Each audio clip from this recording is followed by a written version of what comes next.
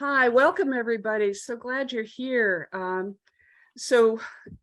I'm getting to see faces here of names I've seen for quite a while. So I'm very, very happy about that. And a lot of people I don't know, but some of you may know some of the panelists and others have gotten emails from us.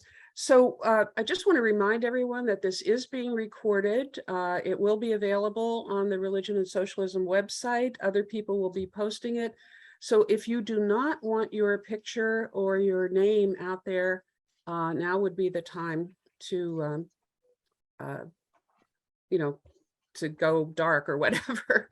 I probably wouldn't even know how to do that myself. But anyway, just that by being on this, you've agreed to be recorded, and so feel free to just drop it, your name, where you're from, in the chat. If you feel comfortable, what tradition you come from, what religious tradition, and you could even say what leftist tradition. And one thing that's, if you feel so inclined, one thing that's giving you hope these days, that we're because that is, I think, one thing that'll we all have in common, or we wouldn't be here as socialists. So I think that's all the housekeeping, but please put your name in and tell us where you're from. Now what we'll be doing is we'll be hearing from speakers from several different religious traditions who will talk about what their traditions have to say about reproductive justice. And then at the end of it, wait until the end, because it gets confusing in between all the introductions. So let's wait till the end and then start putting your questions in the chat. And yeah, we have people from all over the country, which is great. Then we'll start asking the questions. Each speaker will speak from, well, they're not going to speak more than 10 minutes, and but some may speak less. And then we will have at least a half hour for questions that you can put in the chat. And we ask that these questions be more just, we're here to learn. We're here to learn what the different traditions have to offer. And then given the topic, we know how volatile how strongly people feel and how volatile conversations can get. So we do ask that everyone remember to be comradely in the chat. And if the moderators feel that it's gone over the edge, you will be asked, well, you'll be more than asked to leave, you will be leaving. So we usually do not have that problem here, but in this particular group, but I just want to warn people. So anyway, I want to start with Abigail Hastings, who will bring us pre-Roe. When Abigail is a writer, editor, lay preacher, and as she says, most of all, a quote Tex Yorker. She was born in Dallas, Texas, but she's lived in New York for over 40 years. She's worked for several nonprofits, including the Coalition for Baptist Principles and a drug policy reform group. But now she works on helping immigrants who are out of status stay with their families here. She also has a theater background. She has produced plays and musicals, and she taught a creative writing class to women in prison. And she is one of the archivists at Judson Memorial Church, where she worked with the former minister Howard Moody, not at the time that the clergy consultation service was on abortion was active, but later she has cataloged a lot of the information. This was a service that was a network of religious, mainly Protestant pastors, I think, and rabbis who referred women to safe abortions during a time when it was illegal everywhere except perhaps 4 states. I don't know, Abigail will tell us more. But this was, we've all seen documentaries, I think, on the secular networks that existed, and people, this network has been in the news recently, and people are shocked to find out that there was a religious network that did this work when it was illegal. So, Abigail. Thank you so much. I want to start by going back for what may be news to some people, that the first notion of the separation of church and state was in 1644 by Baptist theologian Roger Williams. And instrumentally, there were two Baptist ministers, Isaac Backus and John Leland, who really put the pressure on James Madison and Thomas Jefferson to make sure that it was also included in our founding documents. And it turns out that now apparently we need to go back to that First Amendment and amend it to put that non-establishment clause in bold and underlined.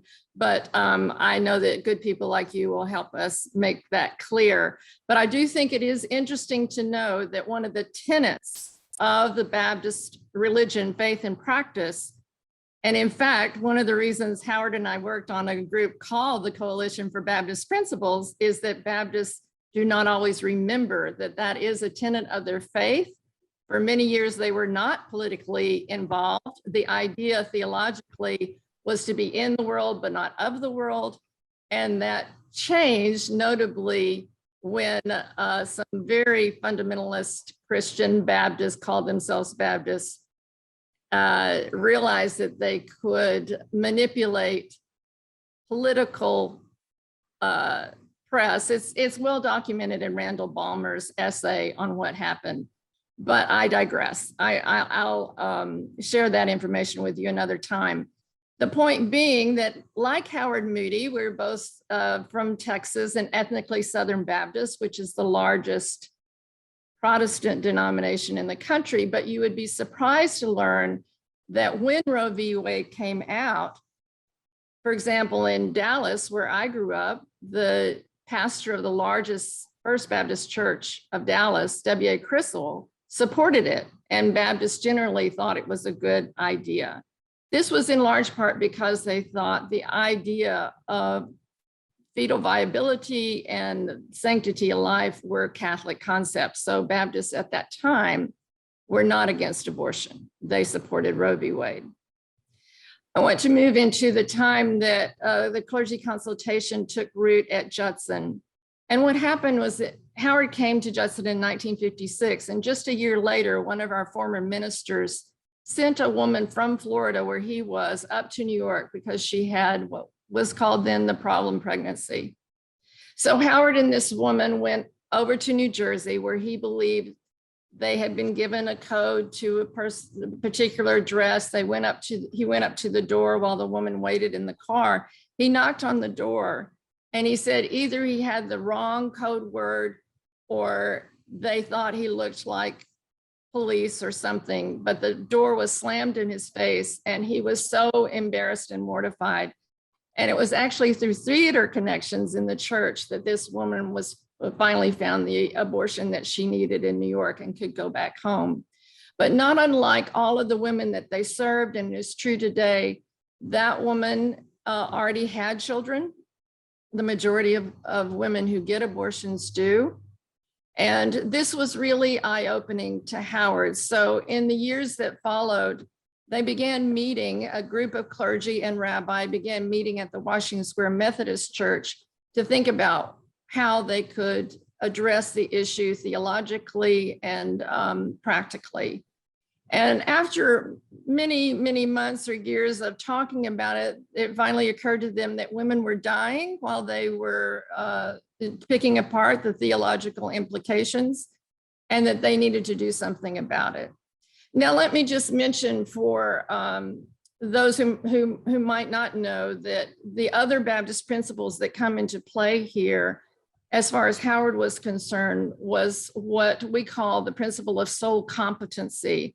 That means that there is no one between you and God. We don't have a hierarchical church. Each one is led by the Spirit. And that means that for this particular issue, we believe in the moral agency of women. And that is a fundamental. And one of the reasons that we got away with doing some of the things, not just this issue, but several others at Judson, is because our church structure is autonomous. Each Baptist church is autonomous, so that we didn't have to answer to a higher hierarchy in that sense, that a lot of churches are under those kinds of pressures. So now that Judson is aligned with the American Baptist Church and the United Church of Christ, and also the Alliance of Baptists, and the UCC and the Alliance of Baptists are very actively engaged in reproductive justice. The American Baptists a little less so. So the clergy consultation service was hatched out of the idea that at least women could find safe abortions before Roe v. Wade. And the way that they set that up is, this is a picture of Arlene on the left, or it seems like the left, and Howard on the right. Arlene would go to abortion providers and find out if they looked safe, they were clean, she was treated with respect. She pretended to be pregnant, so she wanted to know how the women would be treated with that abortionist, and that they charged what they said they would. So after the doctor was vetted, they would go on to a list. There's a flyer that had a number on it for women to call. There would be ministers or rabbi on duty to take the call, to counsel the women. It wasn't necessarily if they wanted to keep the pregnancy or not. They were going to help the women in whatever way they needed. If they were sure they wanted an abortion, then they would connect them to an abortion provider, often out of state, with the idea that that would be a little more complicated to legislate against them or arrest them if it was across state lines. So over the course of the next few years, the next 3 years until the New York state law in 1970 was passed decriminalizing abortion, we had 38 states involved with the clergy consultation service of abortion, and it was serving estimated to be 450,000 women during that period. The interesting thing about this group is when they announced what they were doing, they had an article on the front page of the New York Times. They decided to not be in the shadows about it. They intentionally called it the Clergy Consultation Service on Abortion because that word was not used. It just wasn't spoken out loud. And they wanted to be very intentional about what they were doing. They listed their names of the 21 ministers and rabbis. They were not going to hide in the shadows. And one of the resources I'm going to post for you in the chat is called Ministers of a Higher Law. And that's how they framed what they were doing, that they were called to a higher law, and that was God's law to care for all people, families, and particularly to support women in what they needed. So I'm going to put the links in. One is to Abortion Counseling and Social Change, which is Howard and Arlene's book about their experience with CCS. And also one to Offer Compassion, which is a more recent book, which includes more of the whole nationwide survey of what happened during CCS. And also a link to the doctoral thesis that is called Ministers to a Higher Law. And I just want to say personally, I feel like there's a great responsibility of churches and faith groups to step up, particularly those who have been viewed as the more conservative churches, because I believe that there were women who might have wanted to keep their pregnancies in the past, but for the moral judgment of churches who made them feel if they had a child out of wedlock, that was unacceptable, and they would wear a scarlet A. And so that's my own personal frustration with the church's history. And I'm grateful that there are now groups like ours. And let me just say that the CCS, we were trying to think about ways to reboot it. It is now in a group called Sacred, and it is not actually providing the direct access the way that the CCS did, although that may be a possibility, but it does have a website, and it is showing ways that we can all be involved, and particularly churches, to start speaking out about this so that people know that there are more faith groups than they might have imagined that are actually for reproductive justice. Thank you. I'll post the links now. Okay, thank you, Abigail. And I think at the end, we're going to try to save the chat. So if people can't keep track of all the wonderful resources that I know are going to be available as a result of this this evening's talks. So our next speaker is Nikash, I hope I get this right, Harapanahali, who is a junior at Georgetown University's School of Foreign Service, majoring in regional studies with a focus on the Middle East and South Asia, and minoring in Persian and religion and ethics and world affairs.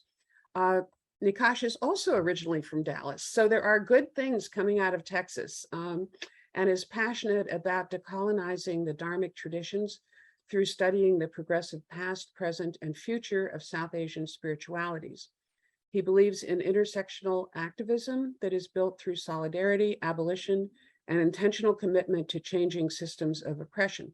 He is a practicing Hindu and a member of the Lingayat Shaiva tradition, and his views on social justice, liberation, and equity are informed by his spiritual tradition's emphasis on compassion. And I think he's invited a lot of people here who are very happy to see him, and we're happy to see them. So, Nikash.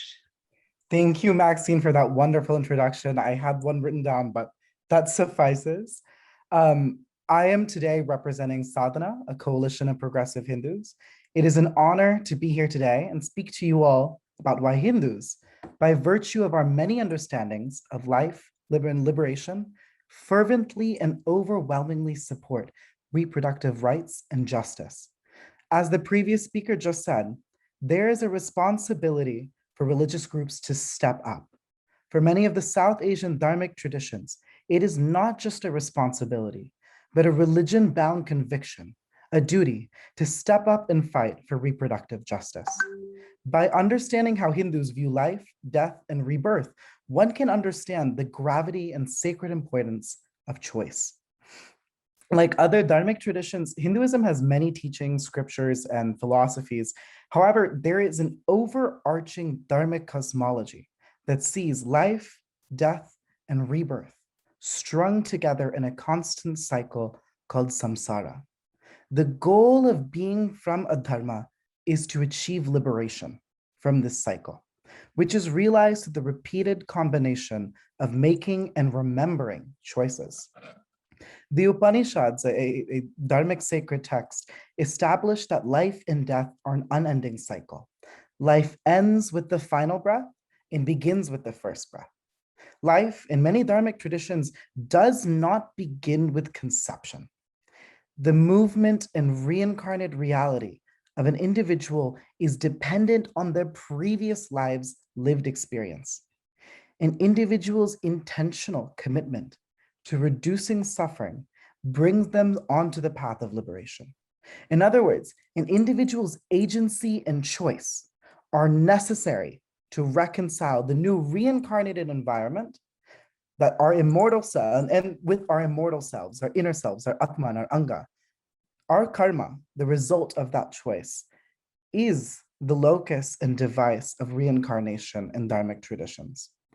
The cycle of death and rebirth is central to the matter of Hindu understanding of reproductive justice. Reproductive justice fundamentally advocates for choice, a choice that in Dharmic traditions holds sacred weight. The denial of this choice is an unjust relegation and confinement of our inner divine self to its transitory environment. Only an individual can create their own cycle-binding karma. Thus, only an individual can uncreate it. In the words of Swami Abhipadananda and Swami Jyotirvakyananda, our choices will be flawed, and from those flaws, we will move slowly but inevitably towards liberation. As members of a spiritual and, more importantly, a human community, our role in Dharma is to aid souls in the exercise of choice by providing them information and insight into the nature of consciousness. Only the individual soul can free itself. Only the individual soul can choose for itself.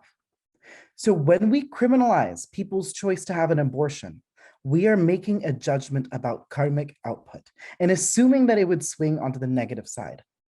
But would an empathetic and feminist divine condemn someone who made the best choice they knew how to make for a soul that they do not feel could make, that they do not feel they could lovingly, safely, and adequately support towards liberation? No. This is to say that we must quote the Tatriya Upanishad statement, Matru Devo Bhava and Pitru Devo Bhava. Our mothers and fathers are like God, and as such, we must trust their judgment. The denial of choice is a form of violence that infringes on the innate character of a dharmic individual, a seeker of liberation, to seek. I come from a very unique spiritual tradition that is self-identified, endemic to the Indian states of Karnataka, Andhra Pradesh, Telangana, and Maharashtra, called the Lingayats. Lingayats believe that their spiritual tradition is best enunciated by the great poet-philosopher Basavana's efforts in the 12th century to challenge existing notions of social hierarchy, devotion, spiritual accessibility, and gender. The Lingayats believe that the material world is an illusion. The vehicle of choice is the only path we have to reducing that suffering and escaping from that illusion. For that reason, we do not believe in gender, class, and caste-based discrimination.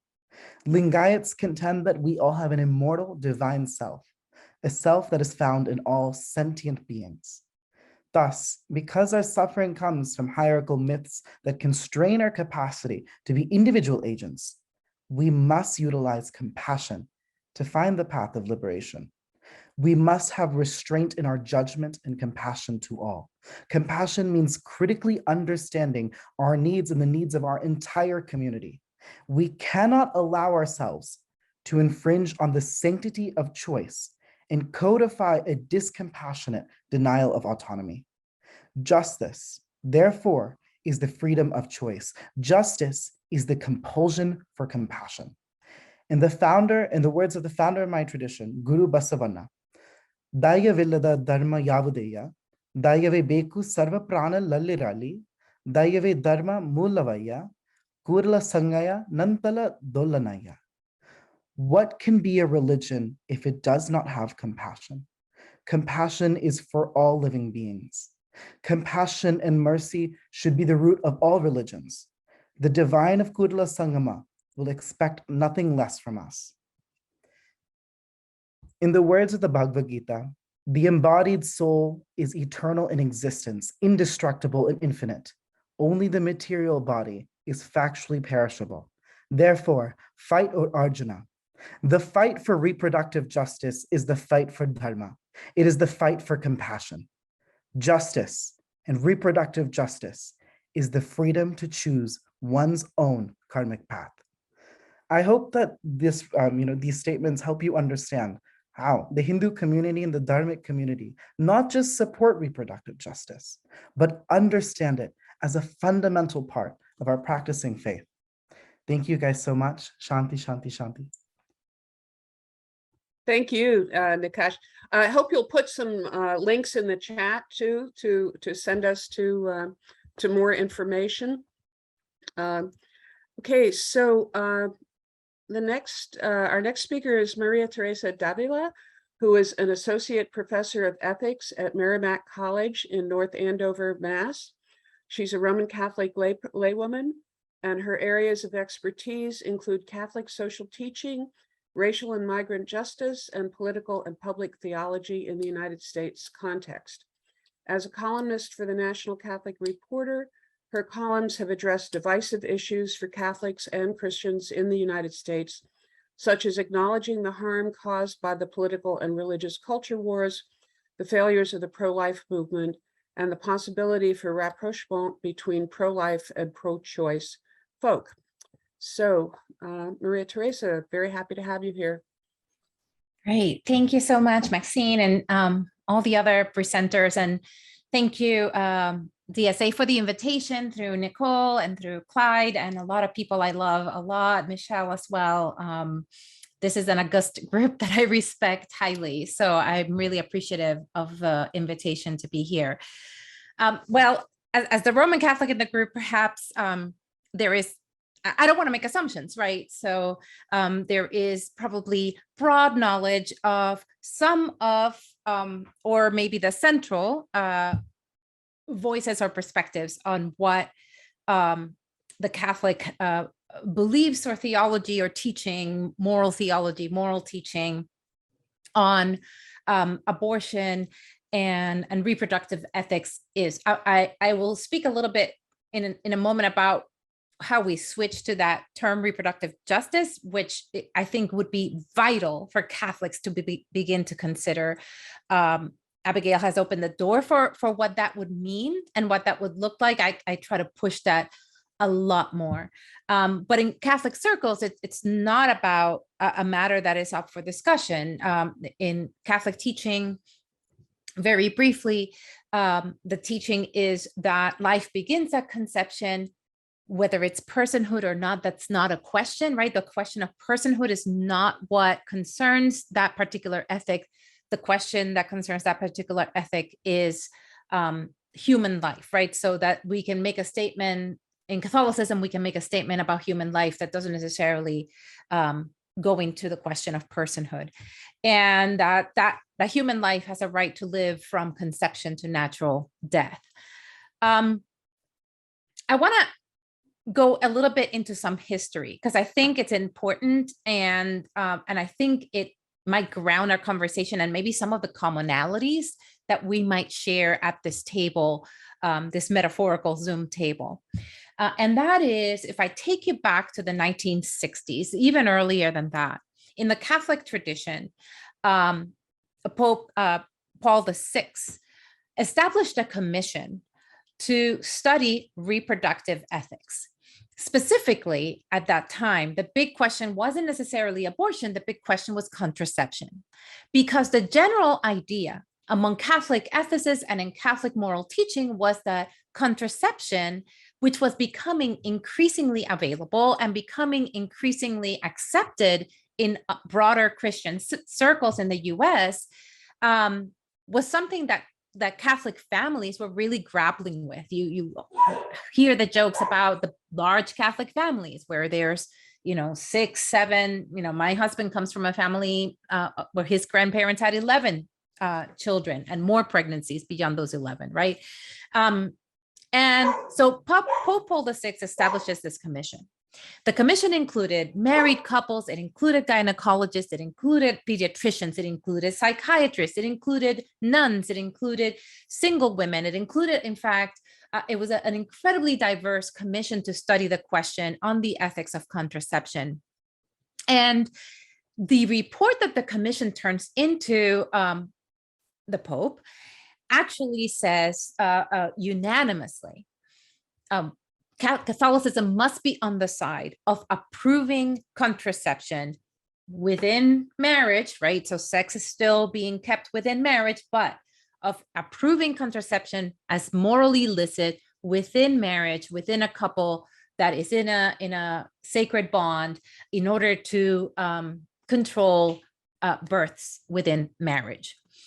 Pope Paul VI receives this report from the commission and consults someone who is in the commission and is very dear to him and that he respects very highly. But it's the one person that says to him, if you approve or incorporate into church teaching, incorporate into the final document that was written, Humanae Vitae,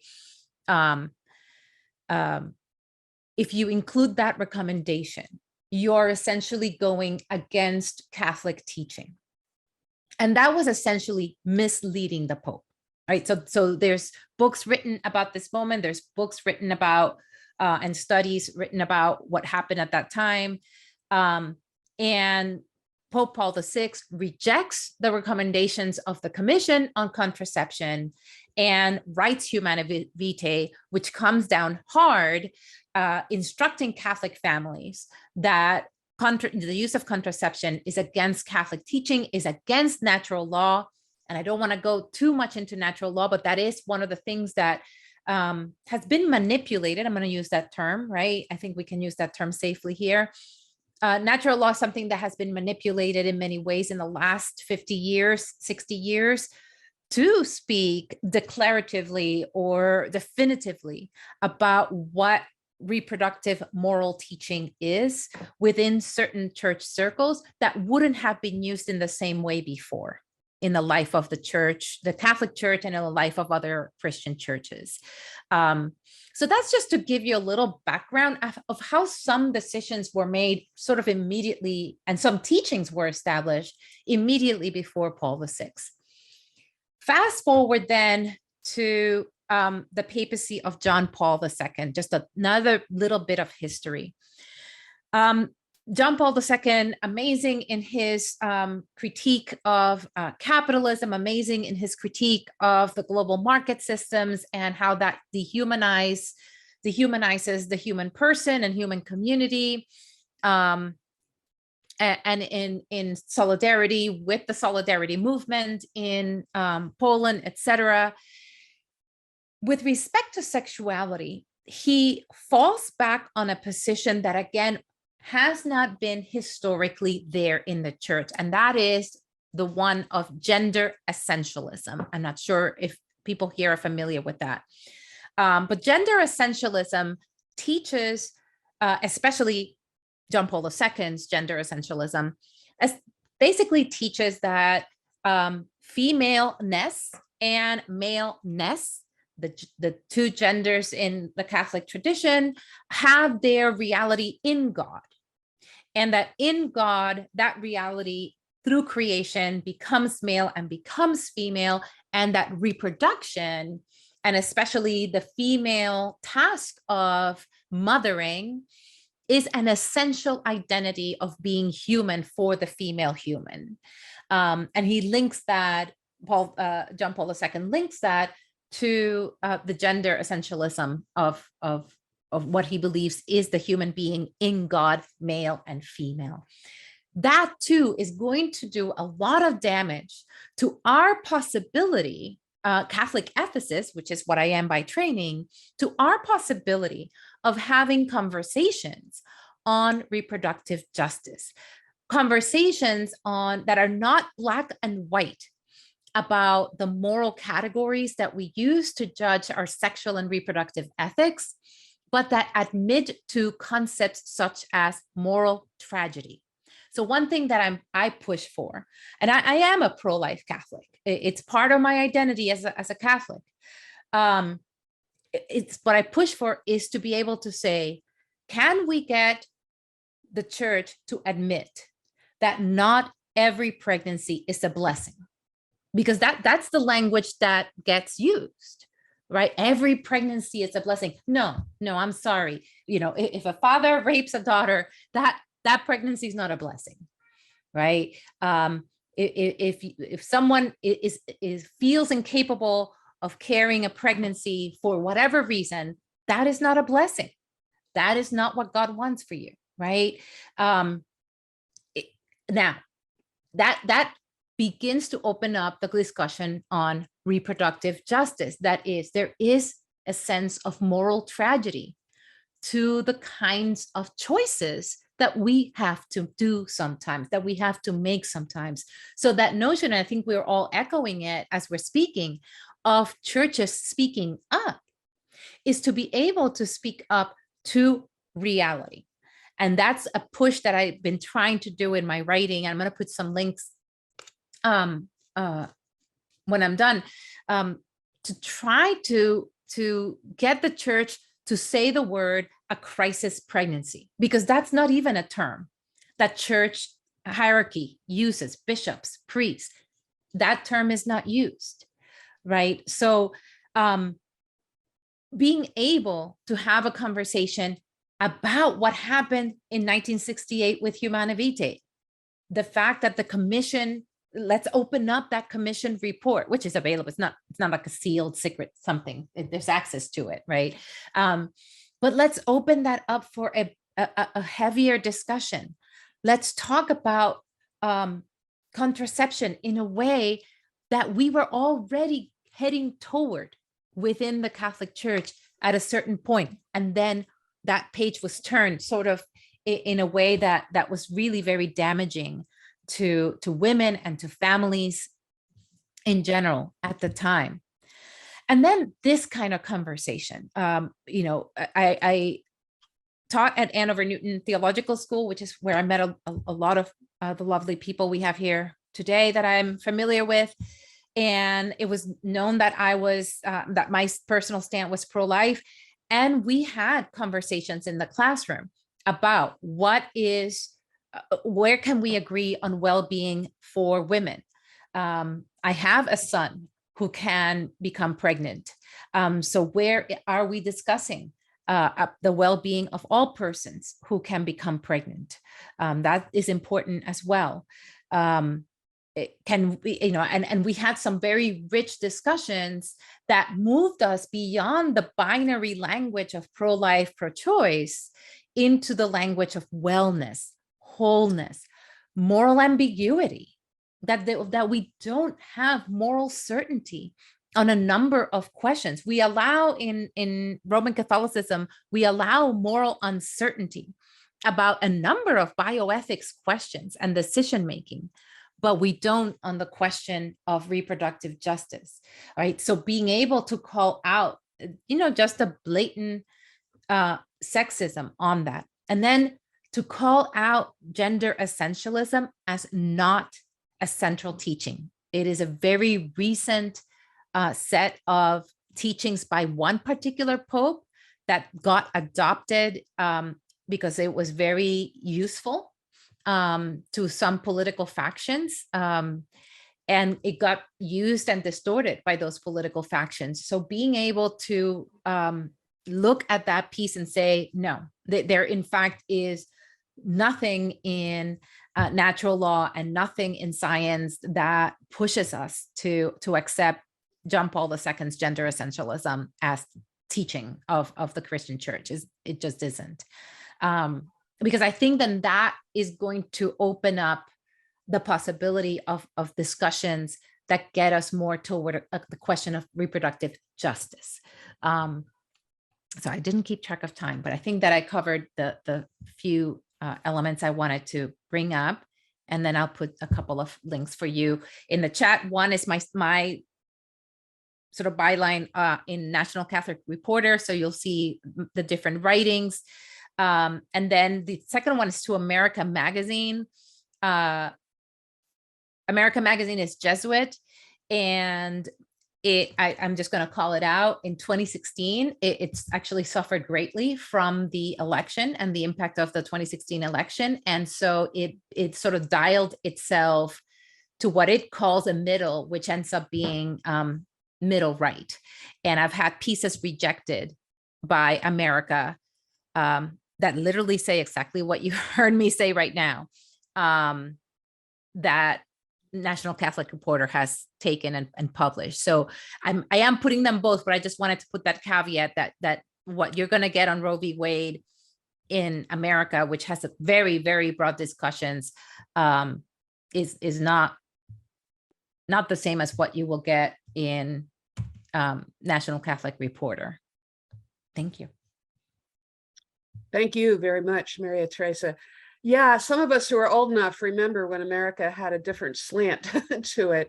If you go really back, we remember some other magazines that made shifts, not necessarily religious magazines, but political magazines too. So thank you, and thanks for putting those links in. So Rabbi Barry Silver has served Florida's congregation L'Adore Vador since 1996. With a devotion to interfaith harmony, rational Judaism, and social action. He's a former member of the Florida House of Representatives. He's an op-ed writer for Jewish Journal, a motivational speaker, and the founder of Cosmic Judaism, which merges Judaism and science. Additionally, he practices civil, constitutional, and abortion rights, public interest, environmental, and personal injury law, and was named Feminist of the Year by Broward County National Organization for Women after he won a landmark case in defense of abortion rights. Most recently, his synagogue sued the state of Florida over a bill that would ban abortions after 15 weeks. So he's like right in the middle of this, of a legal fight. Barry. Well, thank you very much for that beautiful introduction, which you recited just the way my mother wrote it for you. I appreciate that. And it's great to be here with a socialist coming from a proud socialist religion called Judaism, which has countless socialist admonitions in the Torah about giving to the poor, helping the downtrodden, allowing people onto your land if they don't have enough to eat, and leaving the fields bare so that they could come and take what they need to survive, and not picking every last grain. It's also great to be here with a people who, when they finally were able to establish their own state after 2,000 years, made it a socialist state with the kibbutz as one of the mainstays of organizing our society, which goes beyond socialism. I guess it's communist, but it's wonderful to be here with fellow socialists. My grandfather and my dad were members of something we called Arbeiter Ring, or the Workmen's Circle. Is a socialist group with many, many, many millions of Jewish adherents. When it comes to abortion, like anything else in Judaism, there's a lot of different opinions. They say the only thing two Jews can agree upon is how much the third one should give to charity. So I'm not here to speak about my view as if that's the Jewish view. There's a lot of different views, and I'm going to try to summarize many of them as well as the trends. And I do something somewhat unique, I suppose, in religion. I actually use science and reason to try to understand where we fit in the universe and how we can be better people. The Torah is pretty clear, despite the misunderstandings of those who have usurped it, borrowed it, and then forced it back on the people who wrote it in a very misunderstood fashion. The Torah clearly states and believes that life begins at birth. You and I might agree or disagree, but if you're going to base your decisions on the Bible, Jewish or Christian, it's very clear that they both hold that life begins at birth. If you're wondering how I could say that, the Torah doesn't specifically say life begins at birth. But as attorneys do, we take sources and we interpret them and try to find the closest thing we can. So the Bible starts out, it said God formed human beings, and then it says that God breathed the breath of life into them, and they took on a neshama, or they became a nefesh chaya. Nefesh is a soul or a being. So they were formed, but they weren't human yet. The breath of life allowed them to become human. Breathing is associated with the onset of life. You see it again, Ezekiel with the dry bones. God breathes the breath of life in them, and they lived. Now, mind you, I don't believe God wrote the Torah. I don't even believe in a supernatural being at all. I believe there's a creative power in you and me and every living thing that unites all and transcends all and is within all. But I don't believe God wrote the Torah. If an infallible being wrote the Torah, let's just hope he was having a bad day, all right? Because there's a lot of killing, genocide, intolerance, and really barbaric and unscientific things in it. So I believe the Torah is sacred, not because it was written by an infallible being, but because it was written by fallible people trying to become better people, trying to understand how to perfect this world, trying to understand how we fit in with a dream of making this a world of peace and justice. And they got it in an imperfect form, but they gave their lives fighting for that dream and that vision. And that's why I consider the Torah to be sacred. But if you're just going to go by the Torah, it says life begins at birth. It's another famous passage in Exodus 21:22. It says if men are fighting and they injure a woman, he pays a fine. If she dies, he pays with his life. Nefesh tachat nefesh, a life for a life. But if she miscarries, he pays a fine. Well, it just said a life for a life, but if she miscarries, a fine. So there's no better example that the fetus was not considered a human life. A fine was what you paid if you injured someone. And the Talmud, the Torah, Maimonides, all the sources say, Ubar Yedechimo, a fetus is part of the mother's body. That's how it was viewed. In Numbers 5:31, God actually performs an abortion. If a man thinks his wife was unfaithful and she's pregnant, they do some hocus pocus, give her a little potion, submit it to God, and if it's not her child, she miscarries. So God is actually an executioner. He performs the abortion. And we know that in natural means, spontaneous abortion happens far more than human agencies accomplish it in the first few minutes, hours, days of life. So apparently that's part of the natural way. So Judaism, life begins at birth. It also, in Judaism also, a woman is not just entitled, she's required to have an abortion if the fetus jeopardizes or threatens her emotional or physical health and well-being. That's the flip side of the fundamentalists who say, oh, no, no, no. The fetus is given priority over the mother. The mother already had a chance to accept you-know-who and go to heaven, and she didn't. Well, she can go to hell literally because she had the opportunity. The fetus is conceived in sin, which Jews find an abhorrent concept, but that's their concept. But in any event, therefore, you got to protect the fetus and the mother's expendable. We find this abhorrent. That's why any law that is based on such nonsense, we will fight against. And as Jews, we don't just speak about it. We're committed, we're ordered, commanded to fight back and to engage in civil disobedience. As one of our great teachers, Elie Wiesel, the Holocaust survivor of conscience of mankind, said, there are times that we cannot prevent injustice. There should never be a time where we fail to protest. And one of the great Jewish partisan heroes of World War II said that freedom begins with an act of defiance. We also find it morally reprehensible for people to lecture Jews or anybody else about the sanctity of life.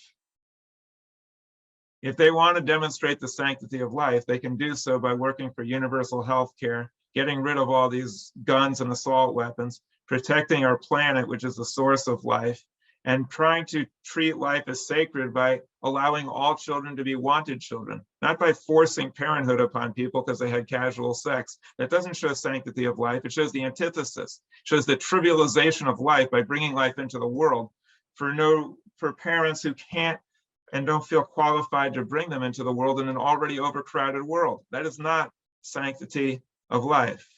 And we also find it questionable that people who can't read the Bible and read a translation tell the people who did write it and read it in the original what the Bible actually means, and forcing their misinterpretations back on us. So we feel very strongly about protecting a woman's right to choose. We respect mothers, we respect women, we respect the fact that they go through amazing physical harm and changes and risk and threats to their life. And we resent it that men try to tell them when they have to do that. They should be so grateful and so beyond grateful for women who brought us into this world that we should give them every discretion to determine when they're ready to accept the awesome challenges and responsibilities of life. And so that's why our congregation filed this lawsuit, and will continue to pursue this. And we believe very strongly in a woman's right to choose. 83% of Jews, at least, are pro-choice. Jewish organizations are on the cutting edge of fighting for pro-choice, and we enjoy the challenge. We're not discouraged. We don't give up. We're ready to fight back, and we do so with people of all different religious traditions and all different backgrounds. And finally, I'll just say this as someone who also believes in science. We interpret Judaism through science. To suggest that a fertilized egg is the same as a human being with all the panoply of rights afforded to a human being is irrational in the extreme. It is as if to say that an egg is the same as a chicken, that an acorn is the same as an oak tree, that to burn the blueprints of a house is committing arson. The egg has no qualities that are human-like. It's a potential life. It's the blueprints of life. It is not life itself.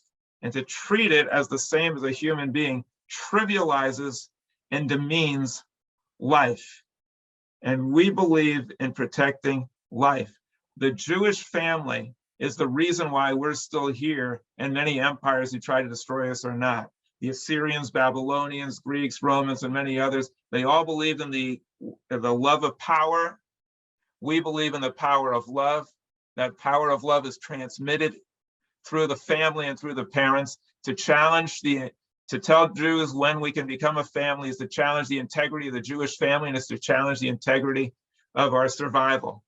And we believe in fighting not just for our survival, we believe in fighting for women's rights of all people, all across the board. I thank you for allowing me to share some of these comments, and I definitely appreciate also the other scholars here and the Hindu scholar who spoke about the sanctity of life from a perspective that I find very refreshing. Thank you, Barry, and please put in some links to information about the lawsuit or any other resources that you want to share with us. We really appreciate it. I'm cyber challenged, but I will see what I can do. Thank you. Okay. I'll send it All right, out. well, we'll see if any of our tech people can, because I know. Send it afterwards, and then Right, you can send it on. right. Thank Yeah, you very much. we'll be sending out everyone will get a link to this recording, and we'll, if we have extra, more resources that come in, we'll add those. So Reverend Dr. Michelle Walsh is a Unitarian Universalist clergy person, as well as a licensed independent clinical social worker, lecturer at Boston University, and incoming minister to the First Parish Church in Taunton, Mass. She's the author of Violent Trauma, Culture and Power, an interdisciplinary exploration in lived religion, and her PhD is in practical theology, focusing on trauma and pastoral care. So Michelle. Thank you so much, Maxine, and I'm just delighted to be on this panel with everybody. I'm learning from everybody and really enjoying this. So my pronouns are she, her, hers, and for those who might be visually impaired or listening on cell phone, I'm a 60-year-old white woman of slim build with short brown hair, and I'm wearing eyeglasses and a blue top and my Unitarian Universalist chalice necklace. I'm zooming in from the beautiful Blue Hills of Quincy, Massachusetts, which are the homelands to the, hold on one second, the homelands to the traditional homelands of the Massachusetts tribe, the Neponset Band of the Massachusetts tribe, a people who are still present among us and caring for these lands. So I'm here to speak about Unitarian Universalist faith values in the area of reproductive justice. And I want to acknowledge first that we respect a wide variety, a diverse variety of personal theological belief systems among those of us who call ourselves Unitarian Universalists. However, as a covenanted faith tradition, we do make collective public faith statements and take public faith actions through our larger association of Unitarian Universalist congregations. Thus, I'm going to draw on some written material from our ecumenical and interfaith public advocacy campaign, Side with Love, particularly some writings by my colleague, the Reverend Rob Keithan. First, some context for understanding contemporary Unitarian Universalism, which still can be a lesser known faith tradition, but one that is both national and international in scope and has been heavily influential in, despite our smaller size, and often at the forefront of major public social justice campaigns for civil and human rights and racial and economic justice, as well as on behalf of the environment and the planet. Our current faith tradition has been shaped by deep historic roots in both the Jewish and Christian traditions that are centuries old and evolved in Europe into two separate Christian traditions, coming to be known as Unitarianism and Universalism separately.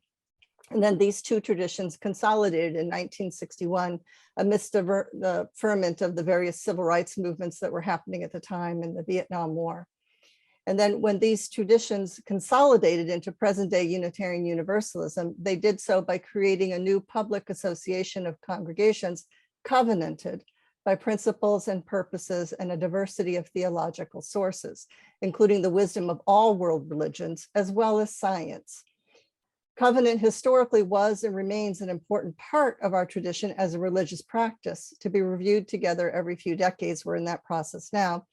as it enables us to respect the wide variety of theological and spiritual belief systems and practices amidst us, ranging from Christianity to Judaism to Islam to Hinduism to Buddhism to humanism, atheism, or religious naturalism to cultural ethics to indigenous ways of being.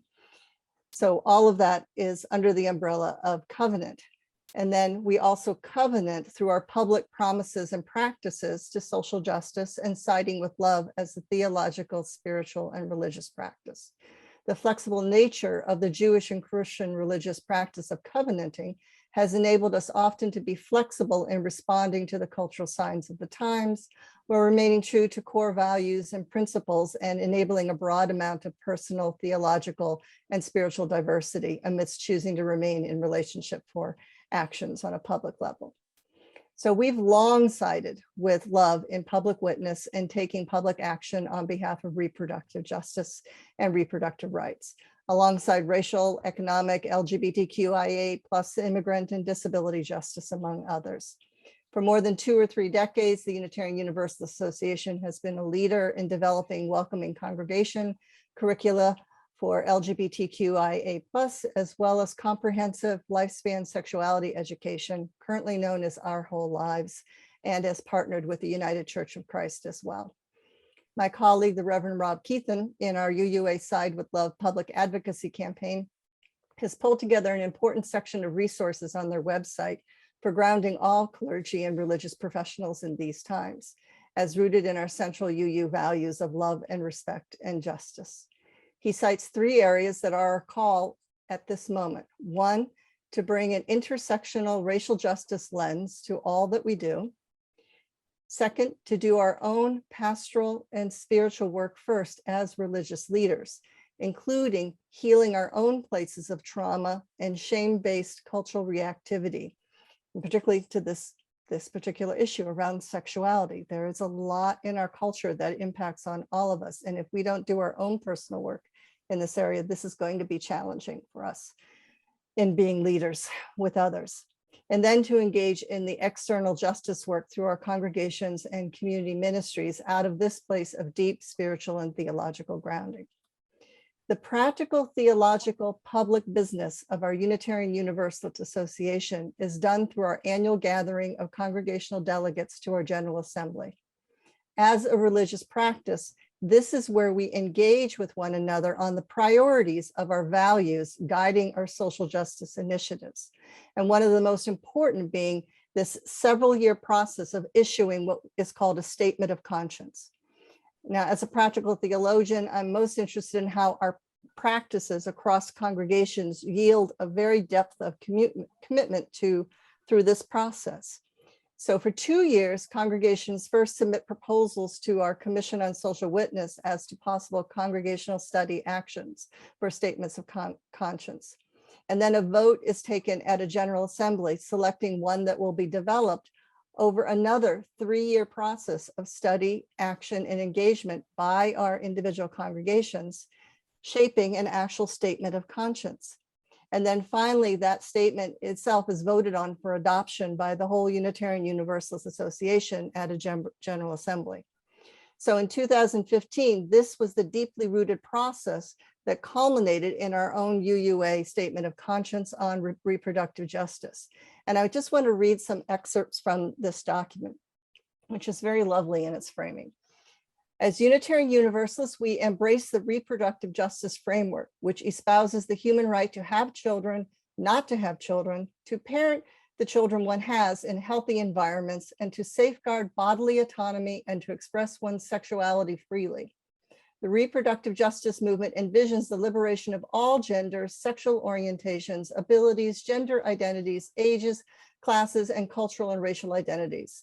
Such liberation requires not only accurate information about sexuality and reproduction and control of personal reproductive decisions, but also living wages, safe and supported housing, high quality and comprehensive medical and reproductive care, healthcare, access to voting and the political process, affordable legal representation, fair immigration policies, paid parental leave, affordable childcare, and the absence of individual and institutional violence.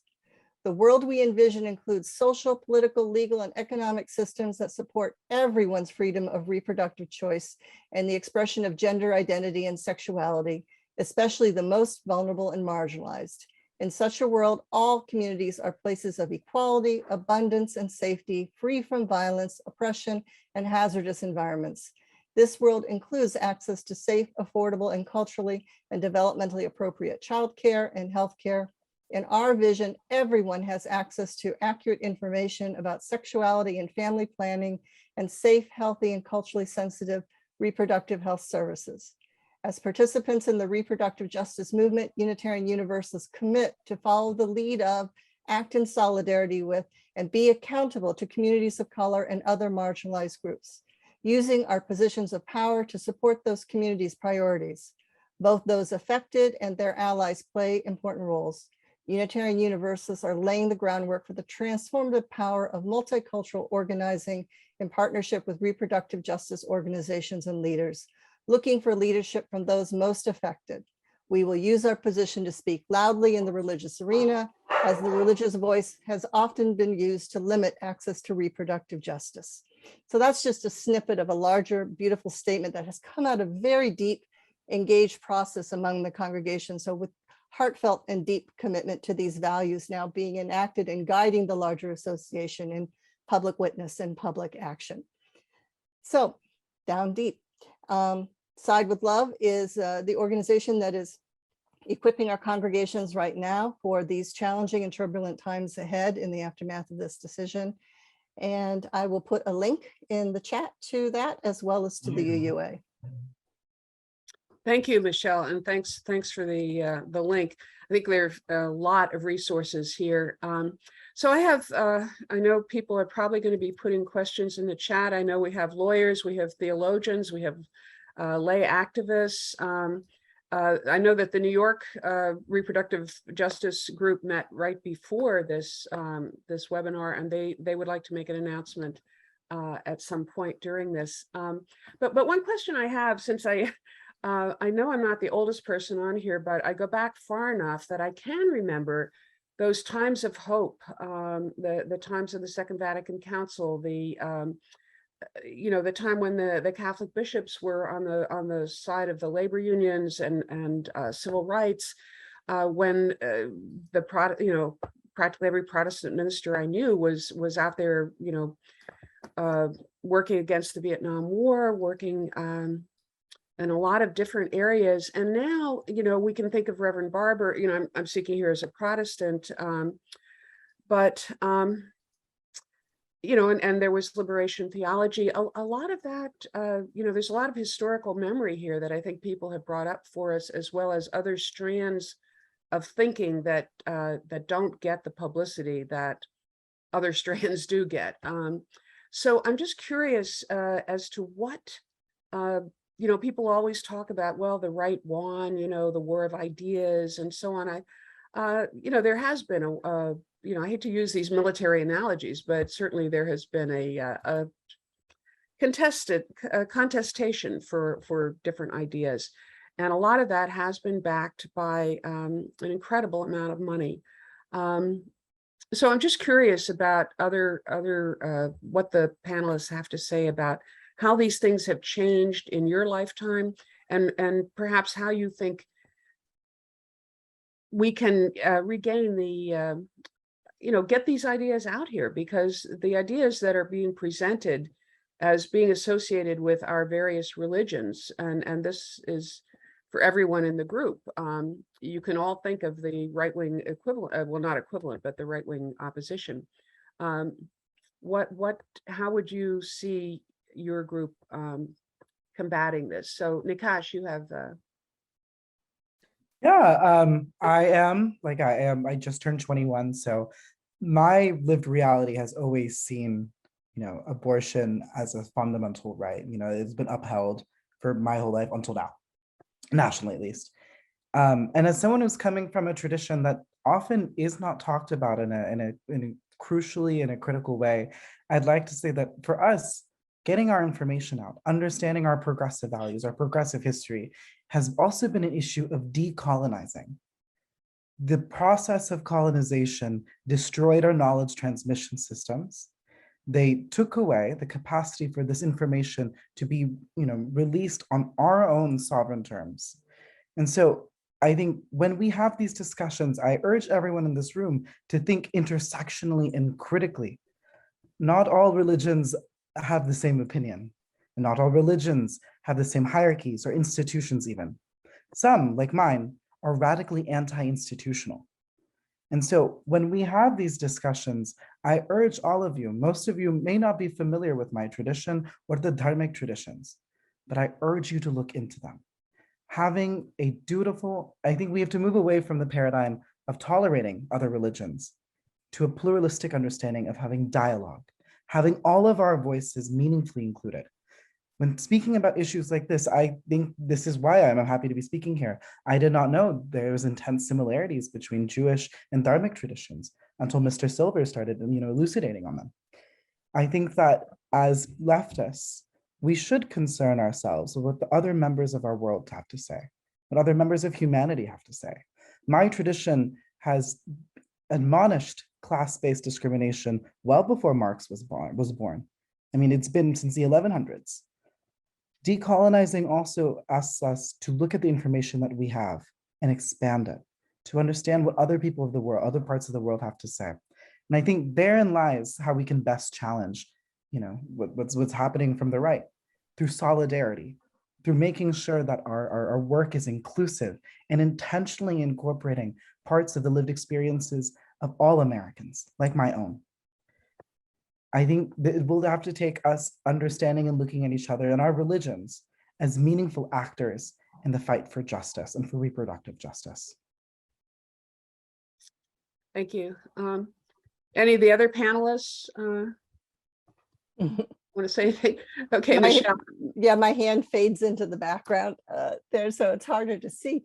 I just want to say ditto to everything that Nakash just said, and thank you for that. And religion is often the wellspring of our passion, right? And so that's why one of the elements that Rob speaks to is like really doing our own spiritual work of depth and also healing our own trauma so that we can actually engage with people who may have a wide range of different lived experiences. And within my faith tradition, that's what I really deeply appreciate is we're constantly turning towards understanding who is most impacted by violence and oppression in the society, and how do we center those voices.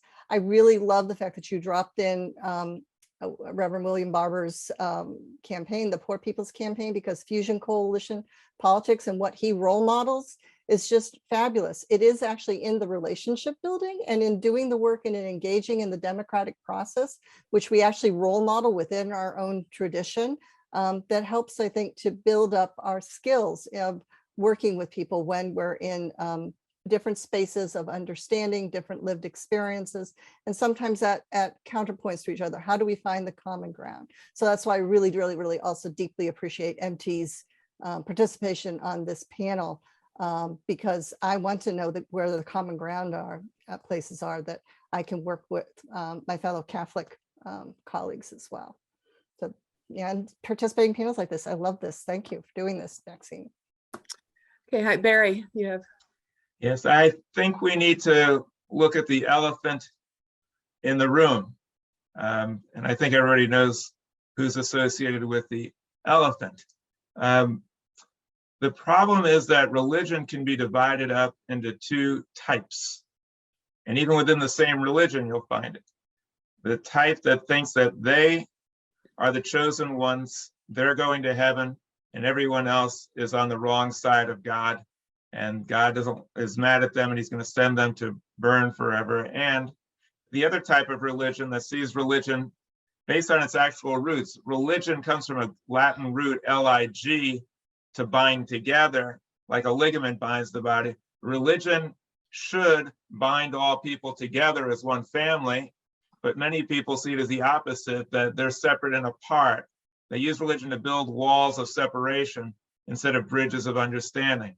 The reason why we're in the fix that we're in today is not because of the type of religion that says everybody's entitled to their beliefs and you are too. It's based on a concept that one religion, which happens to be theirs, has a monopoly on truth, speaks for God, and therefore has the right to impose its view on everyone else, and also has the right to do so in the most immoral, despicable ways possible, because it's all okay, because they're serving a divine God. This is a very dangerous view. It's the view that the founding fathers did everything they could to keep off our shores with the separation of church and state. And it's a view that has now reared its ugly head and is now causing us to have problems, not just with abortion, which is serious enough, but across the board. It also is a view that trivializes this world, because all their action is going to happen in the next world, heaven or hell, and this world is just a stage. So if the world is destroyed and the planet is corrupted, it doesn't really matter. This is a view that I believe all of us need to oppose and to challenge. The sad thing is that most people who are on the side of religion that believes in pluralism, they're usually not that feisty or militant and don't usually fight back. The other side is pretty militant. So we just kind of like usually sit back and watch all these horrors happen. The Jewish people knows the horrors of mixing church and state. We've seen it for 2,000 years, pogroms, inquisitions, crusades, holocausts, ghettos. We've seen it. And it's always, at least in this part of the world, it's fundamentalist Christianity, which doesn't speak for all Christians. Most Christians oppose them. And I believe that unless we're willing to fight back, then it's going to be a long ride. And we need to fight back to save abortion rights, to save our planet, and to save our democracy. And so I hope we will resist. Okay, Maria Teresa, do you have some comments? You need to unmute. Thank you. So real quick, this supports Nakasha's comments earlier with respect to, and your comments, with respect to the amount of capital and money and financing that has gone into silencing really nuanced voices in the leadership of churches. So I'm dropping a faculty profile of a feminist Catholic scholar at Loyola University Chicago.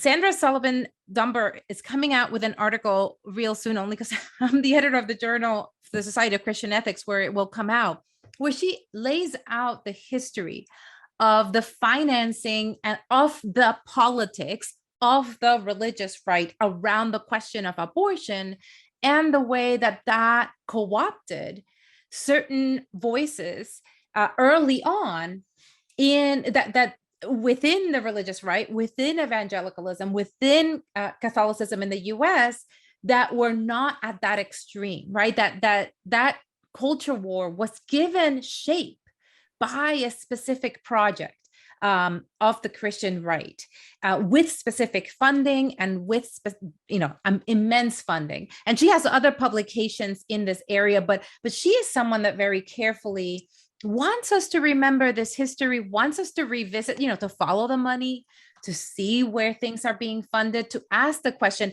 Dr. Walsh asked the question, who is impacted, who loses, who's negatively affected by these changing politics? I ask the question always, who benefits? That is my question. It's like, who benefits from the culture wars? Who wins here? Who's getting money in their pockets from religious extremes being the modality that religious bodies engage in the public square in the US, right? That doesn't need to be.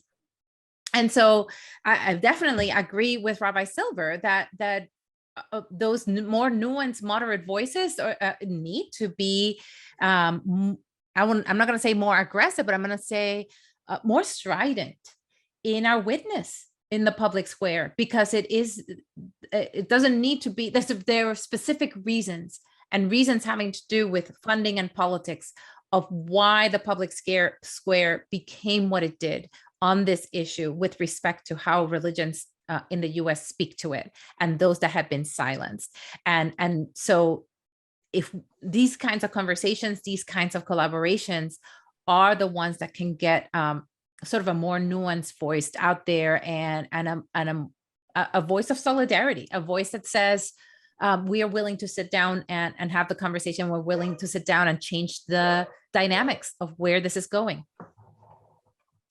Thank you, Abigail. Can you unmute yourself and then? I've got it. I just wanted to add in the interfaith dialogue, my dad actually worked for the Southern Baptists for 11 years in Catholic Baptist Interfaith Dialogue. And this, I feel like I'm doing the show and tell portion of it, but the idea was multiple kinds of faith communities coming together. Now, this was before the fundamentalist takeover, and I'm going to put in the chat the Randall Ballmer article that I referred to earlier that outlines how a very narrow group of people who really were racially motivated, which is very interesting that our original sin is still catching up with us, utilize the abortion issue and later gay rights as the wedge issue to get people to the polls. And you can see in my lifetime, the change of the Republican Party in realizing that that was a way to garner votes more than anything resembling a moral sense of obligation. So I find that really interesting. And I think that there is a lot to be said with people actually getting to know each other. I'm also including the op-ed that Rob Schenck, who was a virulent anti-abortionist. But then when you sit with people, you hear the stories, you understand the reproductive justice component of it, and the fact that women without means have been without access to reproductive care since the Hyde Amendment. And we've known that. And so anyway, I'm just dropping a few more morsels into the chat box now. Okay, thanks. Are there questions? I don't see a lot of questions. There was one about, papal infallibility and what is actually Catholic doctrine. I don't know if you want to respond to that one, Maria Teresa. It came out. I did see it. And so very quickly, Humana Vitae and what are called papal encyclicals. So these are writings by the popes during their papacy, are considered teaching and are integrated into teaching. They're considered authoritative. They're not considered dogma. Abortion and so-called life issues, what the Catholic Church in the US describes as life issues, has fallen in, most Catholics would say, well, that's dogma. Actually, it's not. It's not the dogmas. We only have like three dogmas altogether. They're very, very few, right? They're very absolute. They're very, very few. Reproductive ethics are not within them.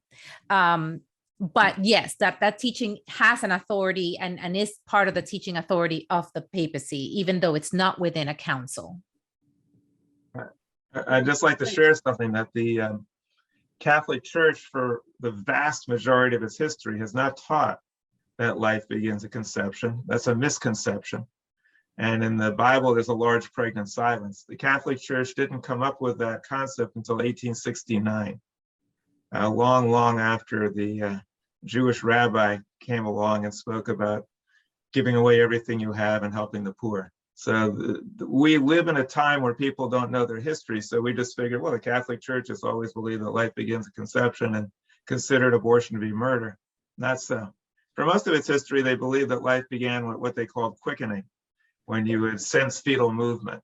So this whole concept is being misrepresented, and people are not being told the truth in order to manipulate them.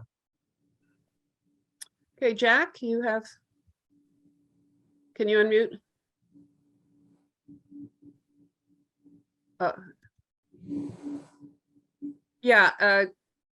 Can you just type it in the chat? Okay, no, for future reference, the chat is disabled right now. Oh, okay. If others want to provide a question, the chat's Yeah. disabled. But I do have a quick question. So I work in Chicago Public Schools. I'm a member of Chicago DSA. A while back, I had a conversation with one of my coworkers who's a member of the CTU. I'm a member of SEIU 73. And we were talking about what a mass movement looks like for reproductive justice in this country. And I brought up the point that we can look to mass movements in Mexico and Ireland and predominantly Catholic countries.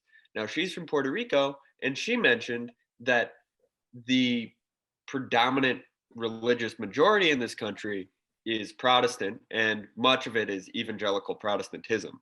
So my question is, how does our mass movement look different in the context of a country where a lot more of the religion may be inflected by evangelical Protestantism than in countries that are majority Catholic countries like Ireland or Mexico in the fight for reproductive justice and abortion? Evangelicals are not the evangelicals are not the majority. They're not even the majority of Christians, let alone all people. They're just the loudest. So we just need people to speak up. All that's necessary for the triumph of evil is for good people to do nothing. And silence always aids the oppressor, never the victim. All we need to do is speak up, because there's a lot more of us. They're just louder and more manipulative of the political system. Maria Teresa, do you have some?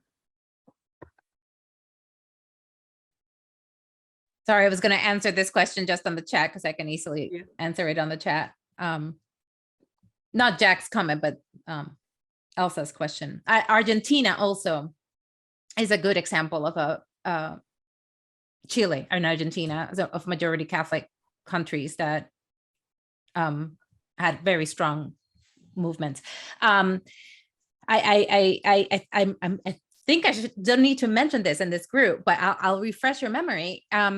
There are people who study social movements and capitalism and market economy will say that after the civil rights movement, the way that market segmentation has divided the country into very specific, and then with social media even more, that there is no possibility for a mass movement in the US because we have allowed market-driven forces to segment us into very comfortable silos of who we are.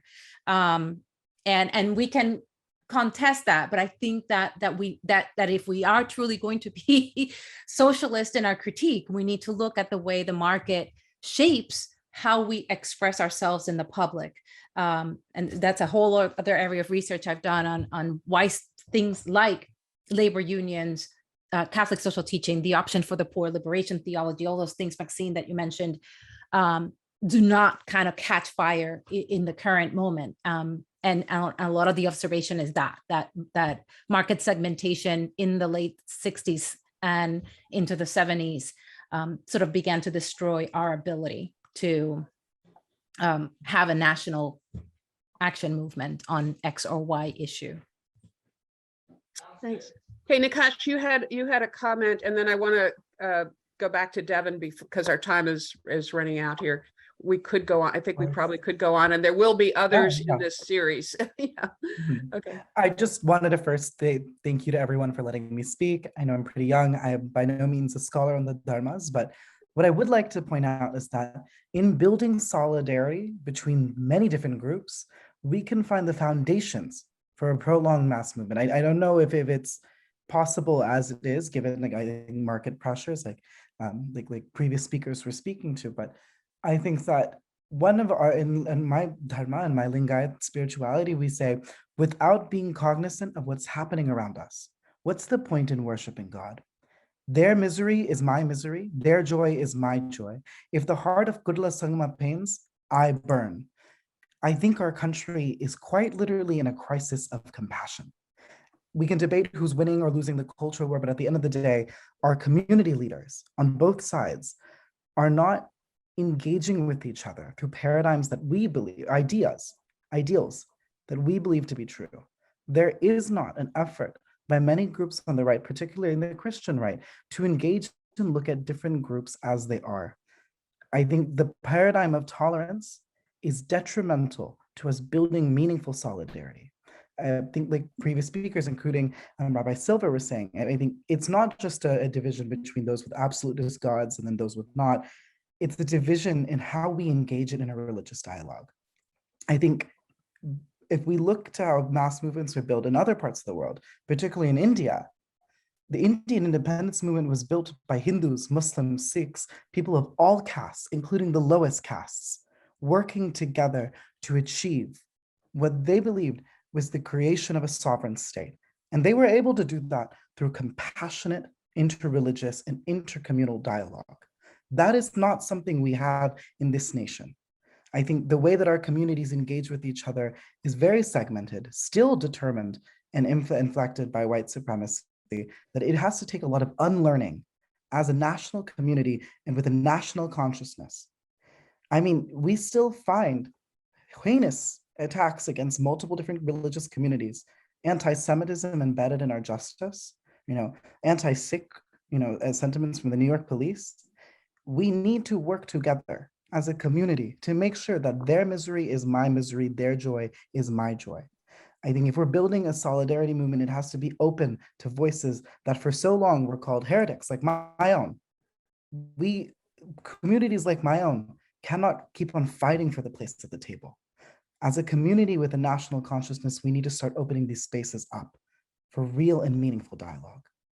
And I'm just going to tag in that also does mean that those of us with power and privilege have got to take a look at ourselves and have got to work through our assumptions, work through visceral discomforts, being willing to yield power and to follow. So thank you, Nakash.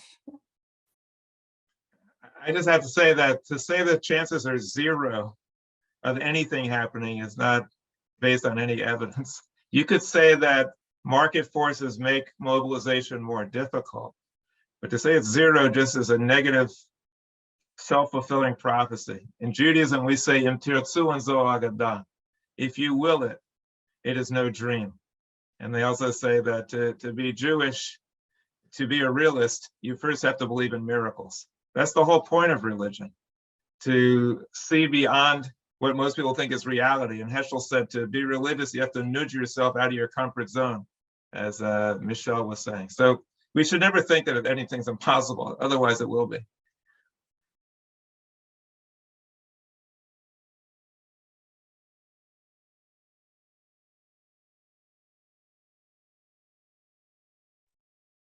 Sorry, I was muted. Devin, from New York, you wanted to make an announcement? Yeah, hi, my name is Devin. I'm with the New York City chapter of the Religious Socialism Working Group. And I just wanted to announce that we created an abortion rights subcommittee.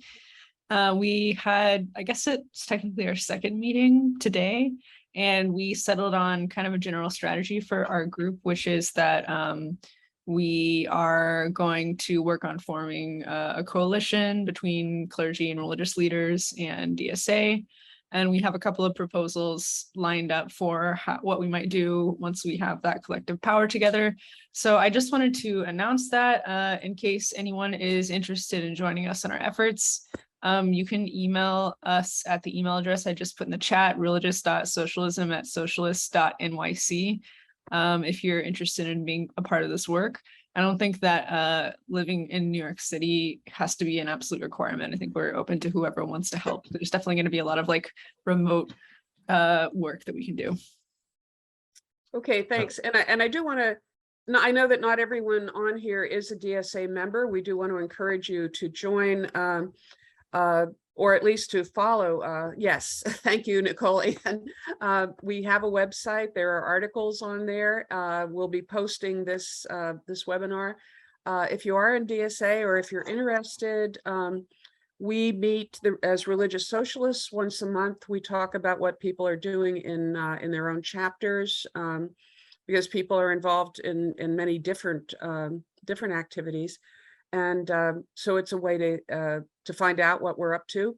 And then we break into subgroups by faith tradition. There's a Buddhist group that meets, an Episcopalian group, a Unitarian group, a Catholic group. And so there are these different groups. And then we also have an editorial group, and we have the education committee is the group that brought you this webinar, and it's just the first, because this is a pluralistic society. There are many other religions that weren't even represented here tonight. So, And Maxine, I'll just say yeah. Unitarian Universalist. We just have to get into the practice of saying Unitarian Universalist. Okay. you're absolutely right. There is a Unitarian Universalist group, and it was on pause for a while. I'm sorry. So yes, and Elias actually is the convener, I think, of it. One of the conveners. So I think almost all the, I'm sorry we didn't get, I think we got to most of the questions. Yeah, Ty's saying about the Buddhists, definitely. Well, all of us we're cool, but anyway, thank you all so much for hanging in there with us. Thank you to all the panelists. I learned a lot tonight. And I really appreciate everyone's comments and the spirit that we are not going to give up. So thank you all, and we'll see you at other events.